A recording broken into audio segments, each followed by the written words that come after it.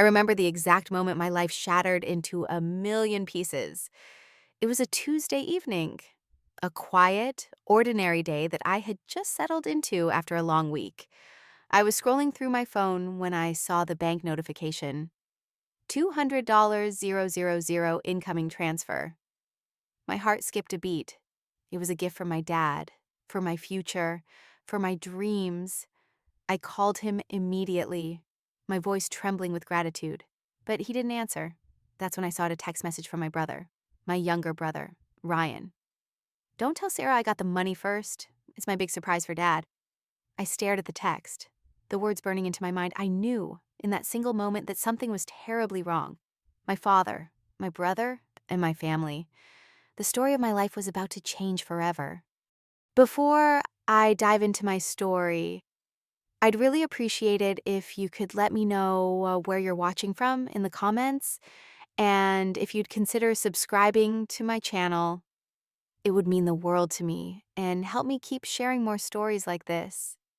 Thank you so much for being here. Sarah, a woman who had meticulously built a life from the ground up, found herself unraveling on a quiet Tuesday evening. Her apartment, a minimalist sanctuary of glass and steel nestled high above the chaotic streets of Manhattan, felt less like a home and more like a gilded cage. For years, she had poured every ounce of her being into her career, climbing the corporate ladder at a prestigious architectural firm with a relentless ambition. She had traded the sun-drenched, dusty roads of her Texas hometown for the unforgiving concrete jungle of New York, a decision she had never once regretted. Here, her identity was not tied to her family, to the whispered secrets or the long-held expectations that had always followed her. Here, she was just Sarah, a successful architect. Her phone buzzed, a familiar interruption to the silence. It was a video call from her mother. Sarah's heart tightened in a strange mix of affection and apprehension. Their calls were a predictable ritual. Her mom would chat about the weather, the latest town gossip, and of course, her brother, Ryan.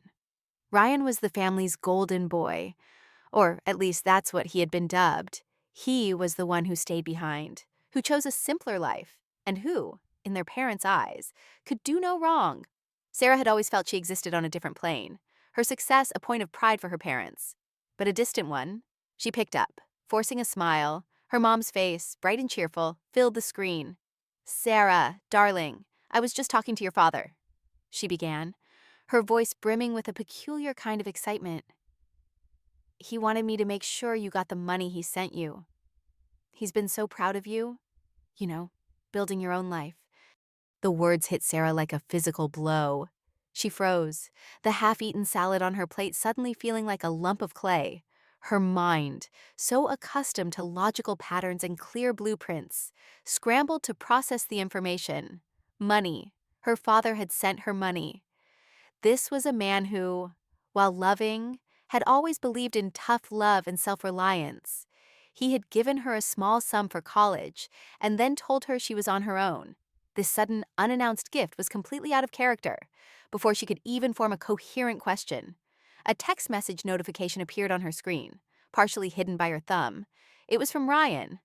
"Mom, I have a huge surprise for you. Don't tell Sarah about it yet."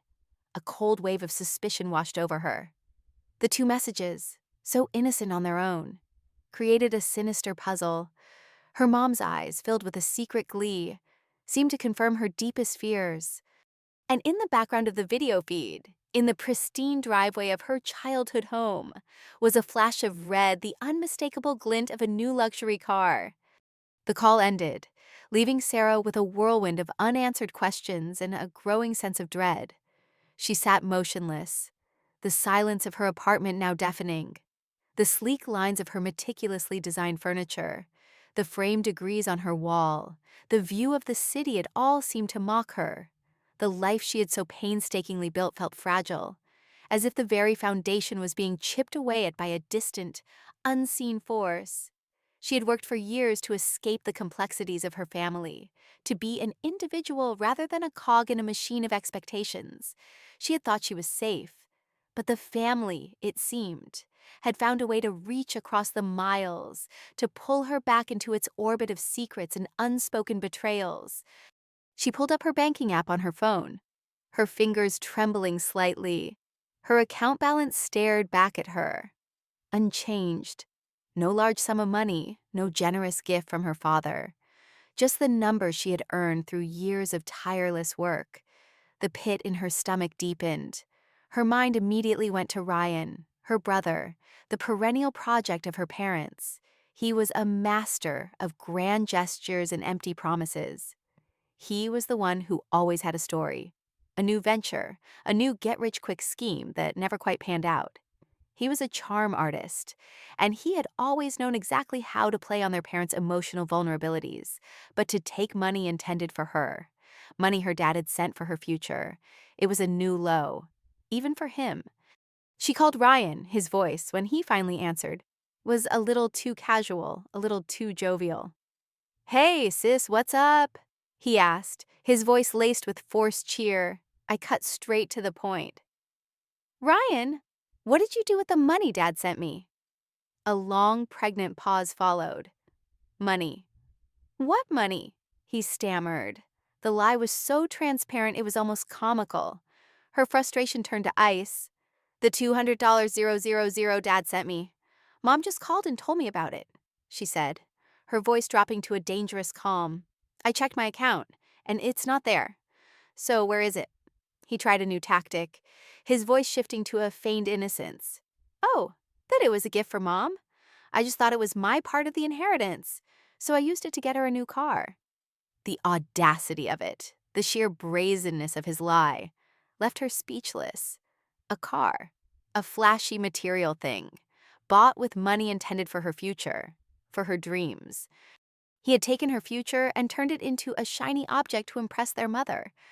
The betrayal was staggering. It wasn't just about the money anymore. It was about the audacity, the manipulation, the cold-blooded theft from her own brother. The call ended, leaving her with a new burning goal. She had to go home, and she had to find out the truth. The story was just beginning. My heart pounded in my chest as I booked a last-minute flight to Texas. The 3-hour journey was a blur, each passing minute fueling the cold anger that had replaced my initial shock. I replayed Ryan's flimsy excuse over and over in my head, the words, "my part of the inheritance," ringing hollow and false.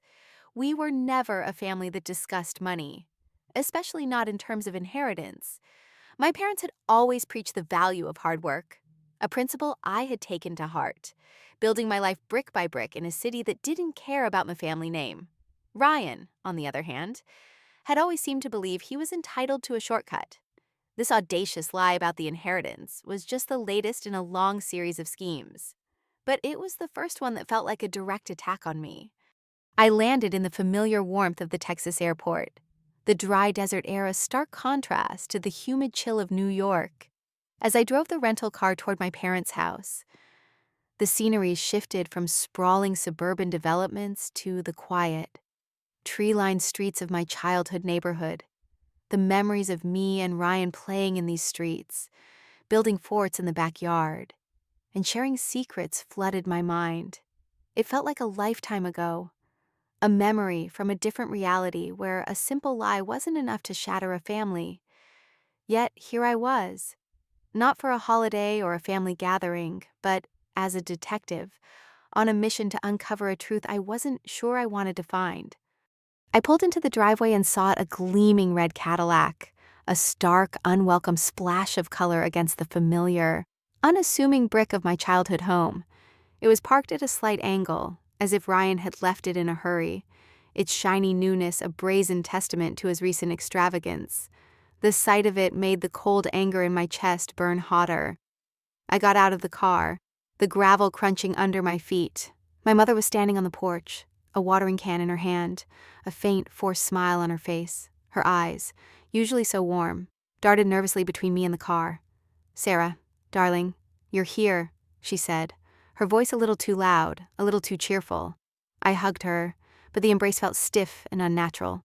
Her body language, the way she refused to meet my gaze, confirmed my suspicions. She knew.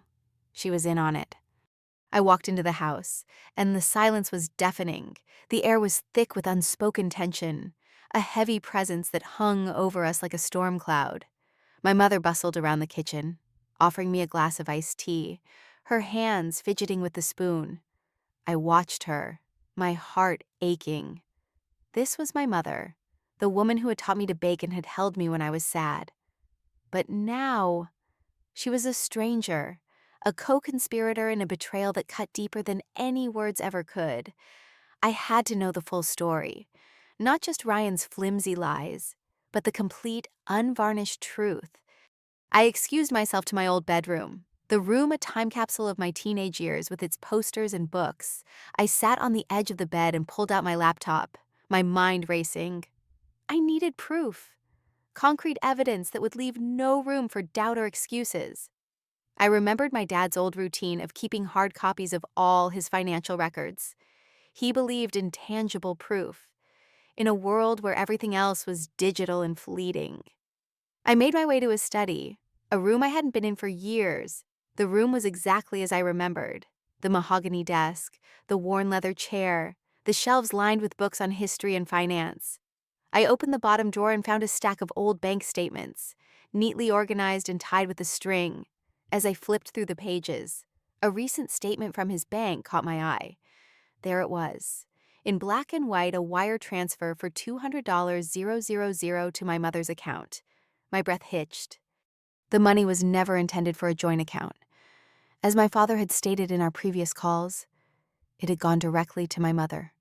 I felt a new wave of realization wash over me. This wasn't just Ryan. This was my mother, too. I sat down in the leather chair, the silence of the room amplifying the pounding in my ears. The betrayal wasn't a single act. It was a conspiracy. My mother had not only known about Ryan's actions, but she had facilitated them. She was a willing participant, and the realization was more painful than the theft itself. I looked at the bank statement again, the numbers blurring through a sudden film of tears. The money was a symbol of my father's belief in me, a tangible expression of his pride, and my mother had simply handed it over to her favorite son to squander on a symbol of his vanity. I closed the folder, the papers a heavy weight in my hands. The old, familiar comfort of my childhood home was gone, replaced by a suffocating sense of betrayal. My mission had shifted from uncovering a single lie to exposing a deep, festering secret that had poisoned the very core of my family. I had to confront them, not with anger, but with the cold, irrefutable evidence I had just found. The truth was my only weapon, and I was about to use it to rip off the mask of my family's perfect facade. I spent the next 2 days in a state of quiet observation. The house, once a place of comfort and joy, now felt like a stage, and my family, a cast of actors in a play I was only just beginning to understand. I watched my mother fuss over Ryan, her face a mixture of nervous energy and doting affection. She cooked his favorite meals, tidied up after him, and laughed a little too loudly at his jokes. Ryan, for his part, was a portrait of smug self-satisfaction. He would talk on his phone, his voice a low, boastful murmur, about business ventures and investment opportunities, all while wearing new clothes and a watch that glittered in the afternoon sun. He had no idea I was watching. No idea I was not a gullible, distant sister, but an architect, a woman who had built her career on an almost obsessive attention to detail. I didn't confront them yet. My plan was to gather more evidence, to build a case so irrefutable that it would leave no room for their familiar lies and manipulations. I knew their game. They would try to gaslight me, to make me believe I was overreacting, that I was just being the uptight, jealous older sister from the city. I wouldn't let them. I spent my mornings on my laptop, the quiet hum of the fan, the only sound in my childhood bedroom. I cross-referenced the transaction on my father's bank statement with my mother's. I dug deeper, finding multiple large transactions from my mother's account to an account I didn't recognize. The account name was generic, but the address associated with it was my brother's. I then did what any good detective would do. I went to the source, the bank. I walked into the local branch, the same one my family had been using for decades. The tellers knew me by name, a small-town familiarity that made this whole ordeal even more surreal. I spoke to the branch manager, a kind old man named Mr. Thompson. I showed him the bank statements, my voice a carefully controlled monotone. "Mr. Thompson," I said, "my father transferred a significant amount of money to my mother's account. I need to know if there were any immediate transfers out of that account." He looked at me with a sad, knowing expression. "I can't give you specific details. Sarah," he said, his voice soft, "but I can tell you that a transaction of that amount was moved out of your mother's account almost immediately after it was received. It was transferred to a personal savings account." He paused, his gaze dropping to his desk. "Your mother has always been a little too trusting, if you know what I mean." The information was a cold confirmation of my worst fears. My mother wasn't just a bystander. She was an active participant. She had either knowingly given Ryan access to her account, or she had made the transfer herself. The image of my sweet, loving mother helping my brother steal from me was a bitter pill to swallow. I thanked Mr. Thompson and left, my heart aching with a new kind of pain. This wasn't just a betrayal by a greedy brother. It was a betrayal by the woman who had given me life. The silence on the drive back to the house was heavier than before. The trees, the houses, the very air of my hometown felt different, tainted by the secret I now held. I got back to the house just as the sun was beginning to set, painting the sky in a mixture of orange and pink. Ryan was in the living room, talking on the phone, his laughter echoing through the quiet house. I walked past him, my gaze fixed on a framed photograph on the mantelpiece, a picture of me and Ryan as children, our arms wrapped around each other, two innocent faces beaming at the camera. We had been so close then. What had happened to us? When had the boy in that picture been replaced by the man who would steal from his own sister? My mother walked into the room, her smile brittle as she saw me looking at the photo. "Remember that?" she asked, her voice a little too bright. "You two were inseparable." I didn't answer. I just looked at the picture, then at Ryan, who was still engrossed in his phone call. The disconnect was jarring. They were living in a different reality, one where their actions had no consequences, and I was just a ghost from a past they had tried to erase. I went to my room and closed the door. The click of the lock, a final, resolute sound. I had all the evidence I needed, the bank statements, Mr. Thompson's confirmation, and the undeniable truth in my mother's eyes. I had come to Texas for answers, and I had found them. Now, all that was left was the confrontation. My dad was due to return the next day for his 60th birthday party, the perfect stage for the truth to be revealed. I wouldn't hide, I wouldn't whisper, and I wouldn't be gaslit. I would stand in front of everyone and tell them what my family had done. I wasn't just angry anymore. I was a force of nature, and they were about to feel my wrath. My dad's 60th birthday party was in full swing, the house filled with laughter, music, and the kind of loud, boisterous chatter only a family gathering can produce. I stood in the corner, a silent observer, watching Ryan and my mom. My mom's smile, as she laughed with guests, felt like a mask. Ryan, on the other hand, was the center of attention, telling stories and basking in the praise for the new car. I waited for the perfect moment.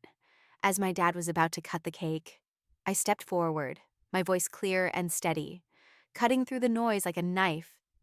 "Ryan, I have a special birthday gift for you," I said, a copy of the wire transfer in my hand. "It's a bank statement, the one for the $200,000 Dad sent. The one you told me was a gift for Mom. You know, the car in the driveway." Ryan's face went white. My mom's smile vanished, replaced by a look of sheer panic. The entire room fell silent, every eye fixed on us.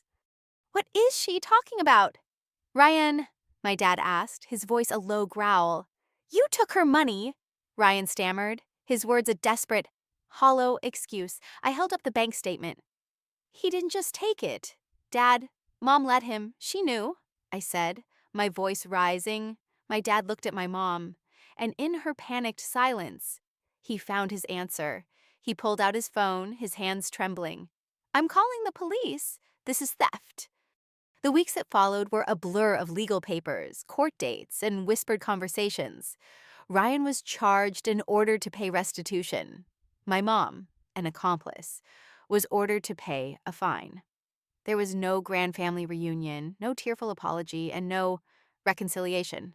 My dad, in an act of finality, rewrote his will, leaving everything to me.